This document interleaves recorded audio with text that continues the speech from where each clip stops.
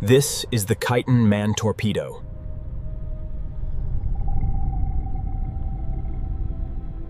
Its name means turning the heaven, or turn of the heaven's will. The Kaiten was designed for Japanese special attack units.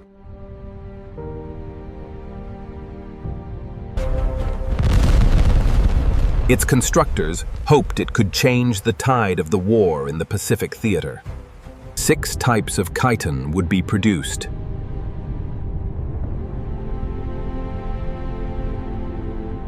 However, in this film, we will focus on the operational Type 1. Built around a Type 93 Model 3 torpedo, the Kaiten Type 1 was essentially a stretched and modified torpedo. It had room for a pilot and his control compartment.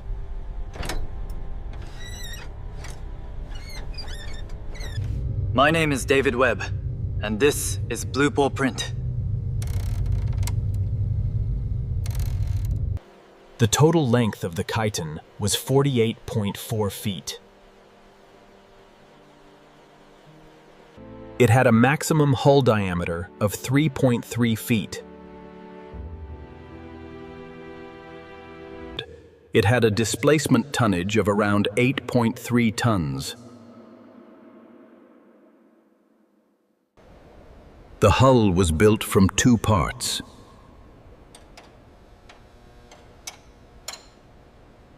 The forward section was a cylinder that was 3.3 feet in diameter with a round bow. The rear section was essentially most of the propulsion unit from a Type 93 Model 3 torpedo. The rear section was inserted into the forward cylinder to complete the hull. A steel fairing was placed between the 2 sections, making a smooth transition. This hull enabled a maximum depth of around 262 feet. But at depths of 164 feet and below, water leaks became visible.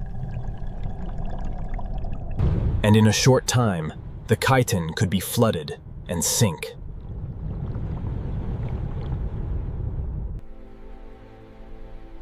In the center of the Kaiten was a small tower for holding the periscope and shielding the deck hatch from waves.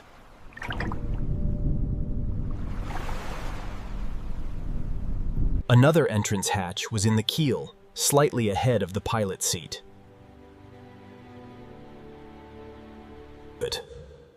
With this larger hatch, the pilot could enter the Kaiten from a larger submarine. Behind an explosive-filled warhead in the bow, the Kaiten had a forward oxygen tank. None of the oxygen went to the pilot, it was all for the engine. Over this tank was placed 8 compressed air bottles.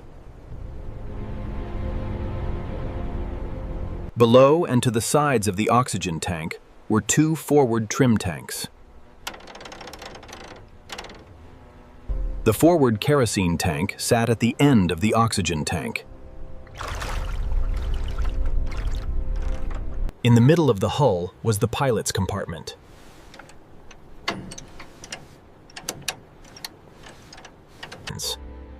Inside the rear section, behind the pilot's compartment, was an aft oxygen and fuel tank. Further towards the aft was a gas generator chamber. A 2-stroke piston engine, screw shafts, and 2 counter-rotating screws.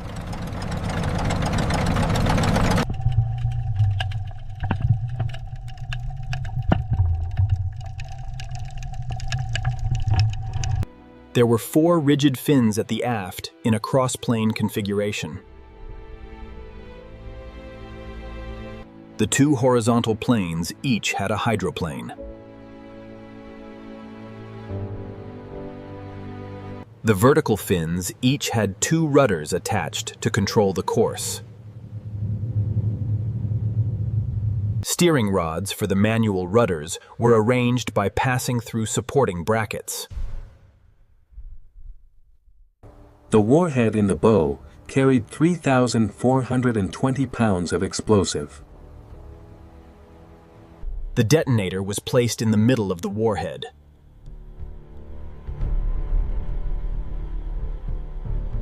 There were 2 electrical fuses in the back of the explosive charge. The Kaiten had a 2-cylinder, double-acting, horizontal reciprocating engine. It had one big difference. It used pure oxygen. This greatly increased the power produced and extended the range of the vessel. Another advantage was that the engine produced less exhaust gases. One downside was that the use of oxygen gave an increased risk of fire. Japanese engineers used a fire retardant, carbon tetrachloride. This way, for a few tens of seconds, the engine would produce lower than nominal power. Once the carbon tetrachloride was used up, nothing prevented the pure oxygen from entering the gas generator. The piston motion was transmitted through the crankshafts and reversing gear to the 2 shafts. The Kaiten could hit a maximum speed of around 30 knots.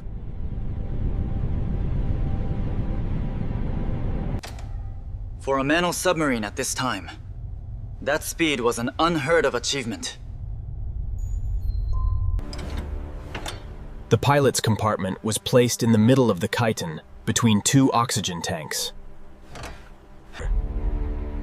A canvas seat was located under the deck hatch. There was no instrument panel per se. Instead, there were several levers, controls, and instruments. A battery-powered lamp provided illumination for viewing the instruments. To the left of the pilot was a panel with 3 main pressure gauges. To the right of the pilot was an autopilot based on a gyroscope. To the right of the pilot was a crank that operated the manual rudders. Directly in front of the pilot was a single eyepiece periscope.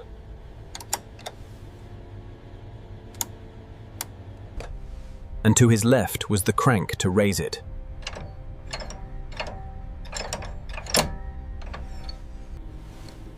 Above and to the right was the valve for controlling the Kaiten's speed.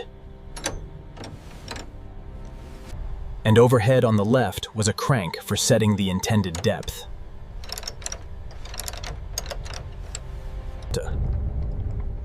Near the pilot's feet to the left was a valve for letting seawater into the trim tanks.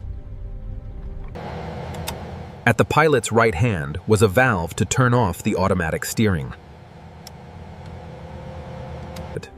And behind him was another lever he could push with either hand to start the engine. There was also a control to explode the warhead manually.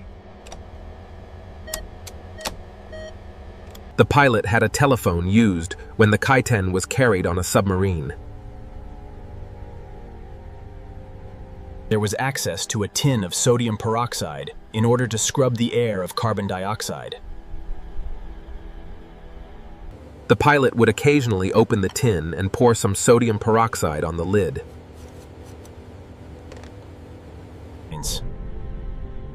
The Japanese Navy initially insisted that the Kaiten should have a method of escape for the pilot. However, this requirement was abandoned early on in the design. Kaitens could be launched from submarines, cruisers, or from slipways. Before deployment, Kaitens were installed on decks of large submarines. A short tube connected the hatch in the deck of the mothership submarine and the keel hatch in the hull of the Kaiten. This configuration allowed for direct access between the submarines. Ideally, the Kaiten would travel for several miles and surface 0.6 miles from the target. After completing extensive safety checks, taking several minutes, the pilot would use the telephone to get instructions on the initial bearing. Finally, the pilot would start the engine by pushing the handle behind his back. Running it on low power for 5 minutes to ensure it was running fully on oxygen. After that, the holding bands were released from inside of the carrier submarine, and the Kaiten was free to go.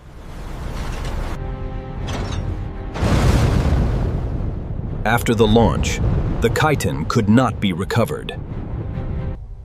And the pilot and submarine crew had no means to communicate with each other. Most of the time, the Kaiten ran in a straight line by using the autopilot. After the initial run, when the pilot got to his destination, he needed to slow down. Then, he would raise the periscope and reacquire the target. He would have to then find a new firing solution.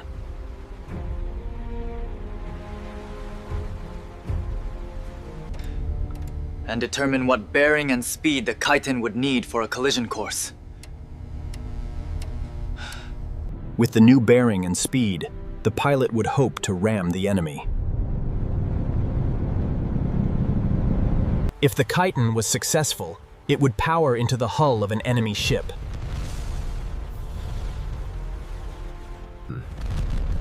The force of the impact would trigger an inertia sensor inside the explosive charge. And the Kaiten and its pilot would be obliterated alongside the enemy ship.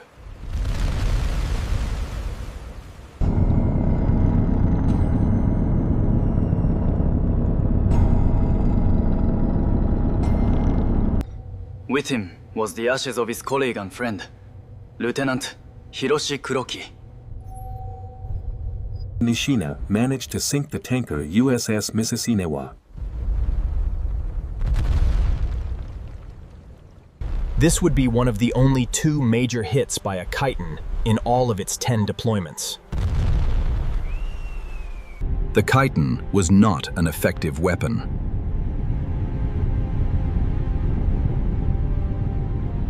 It has many design flaws, particularly around maneuverability. The crew trained with only around 25 hours of practice.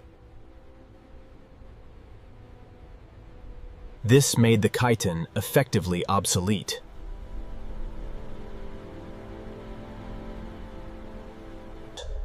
Out of 330 Kaiten Type 1s produced, only about 100 were deployed in 10 different missions.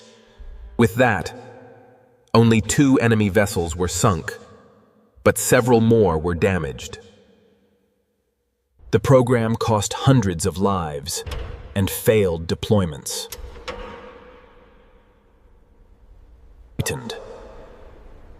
The Kaiten did not turn the heaven's will in its maker's favor.